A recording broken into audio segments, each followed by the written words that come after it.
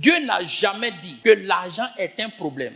Il dit l'amour de l'argent. Et je ne vais jamais vous enseigner d'aimer l'argent plus que Dieu. L'amour de Dieu qui donne l'argent à l'homme. 1 Corinthiens 2, verset 9. Il dit que si tu aimes Dieu, les choses que tu n'as jamais espérées, qui ne sont même pas montées à ton cœur, Dieu est capable de te donner ça. Matthieu 6, verset 33. Il dit cherchez premièrement le royaume de Dieu et toutes les choses pour lesquelles les hommes meurent dans le monde, Dieu vous donnera cela par-dessus. Et il a dit que l'amour de l'argent est la racine de tous les maux. Et ce même Dieu nous dit maintenant, l'argent répond à tout. Si l'argent doit répondre à tout et que je n'ai pas l'argent, c'est que j'ai un problème. En même temps, il me dit de ne pas chercher l'argent et puis il me dit l'argent répond à tout. La sagesse du pauvre est méprisée parce qu'il n'a pas l'argent. Mais si tu n'as pas l'argent et que tu es sage, Dieu dit ta sagesse est une folie. Mais quand je regarde tout ce que je viens de dire, mais comment est-ce que je peux faire pour avoir l'argent? Parce que si je vais chercher simplement la sagesse, Dieu, sans l'argent, il dit je suis bête. C'est lui-même qui dit ça. La sagesse du pauvre est méprisée.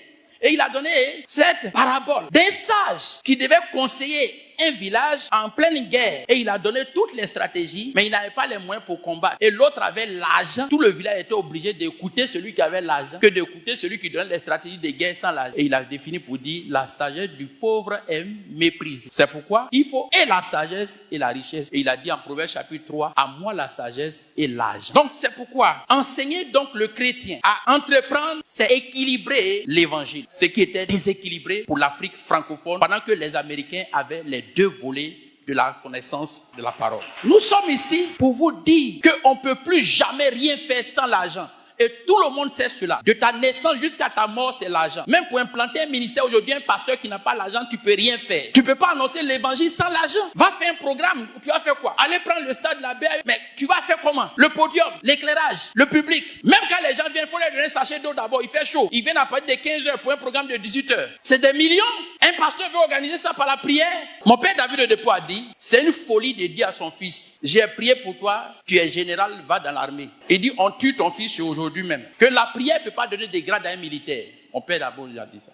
C'est la formation qui donne le grade de militaire. Alors si vous permettez, gardez le stade spirituel. Pour dire, il est plus facile à un pauvre d'aller au ciel. C'est le message qui nous a amenés pour nous ruiner, pour nous dépouiller. Alors ils nous ont laissé la pauvreté et ils ont pris nos richesses pour partir.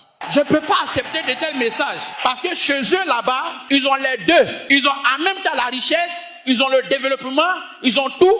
Mais ils nous enseignent ici d'être pauvre pour aller au ciel. C'est pas normal. Mais on est tellement enraciné dans cette connaissance qu'on a prôné même la pauvreté comme une réalité. Et il nous est prédément difficile de croire à cette vérité parce que c'est inné en nous. Nos pères nous ont dit ça, ils sont morts. Les anciens pasteurs nous ont dit ça, ils sont morts. Nous aussi, on a trouvé ça comme ça, on va mourir. Mais il faut un homme pour s'asseoir un jour pour dire non. Ce qui a tué mon père, si ça me tue, c'est que je me suis suicidé. Parce qu'au moins, je pouvais éviter la pauvreté de mon père. Parce que lui, j'ai su comment la pauvreté l'a fait. Mais si je rentre dans ça sans réfléchir, c'est que je me suis suicidé. C'est pourquoi Pasteur Blé dit non, je refuse de tel message. On ne peut pas accepter aujourd'hui de suivre une telle théologie qui n'est pas vraie. Pourquoi? Parce que Dieu dit, dans le livre de Apocalypse chapitre 5, versets 9 à 10, qu'il a racheté par son sang des hommes de toute langue, de toute nation, de toute tribu. Et il a fait d'eux un royaume, c'est-à-dire des rois. Un esclave n'est jamais dans un royaume. Quand on parle de royaume, on parle des rois. Qui parle de roi parle de règne.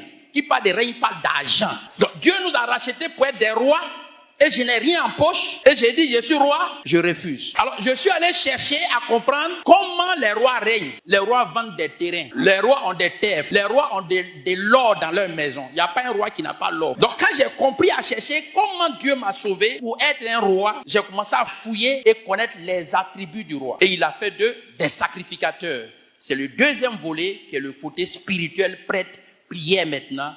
J'ai les deux. Mais eux nous ont donné l'enseignement sur le côté sacrificateur et nous a arraché le côté royal. Voilà où l'évangile n'était pas équilibré. Ça fait qu'aujourd'hui, on enseigne dans les églises, ne cherchez pas l'argent. Soyez des prêtres, priez. Les jeunes filles viennent à l'église et prient. Elles ont laissé tous leurs copains. Il n'y a plus quelqu'un pour payer leur maison. Elles ne travaillent pas. Le pasteur ne peut pas payer le pianiste. Il ne paye pas le batteur. Il ne paye pas celle qui chante. Après la prière, il dit que Dieu vous bénisse. Ils vont à la maison. Le propriétaire de la maison, c'est un doula. Lui n'est pas venu au culte aussi. Il dit, Niawaridi. Entre celui qui a dit Niawaridi et celui qui a dit Dieu vous bénisse là, entre nous, qui est mauvais? Je pense bien que celui qui m'a béni sans m'accompagner avec l'argent, il est plus mauvais que celui qui m'encaisse. C'est pourquoi je vais demander aux jeunes filles comment entreprendre comme ça. Quand je les bénis, la bénédiction les accompagne.